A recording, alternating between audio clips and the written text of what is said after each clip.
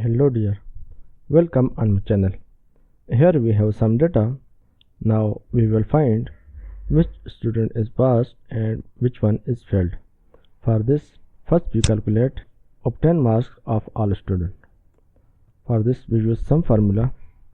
Type sum, select all subject marks and close the bracket and press enter.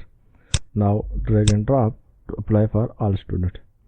Now next step, select this all blank cell, go to conditional formatting, highlight cell rules, text that contain and type here pass.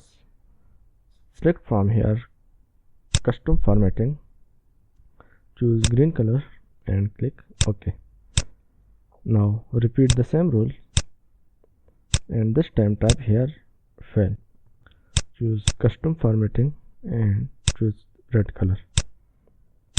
Now type is equal to if select the obtained marks greater than 300 is pass,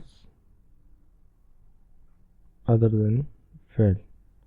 Close the bracket and press enter.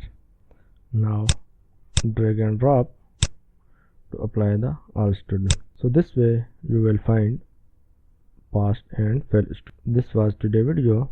I hope you enjoy it. Like the video and subscribe my channel. Thanks for watching.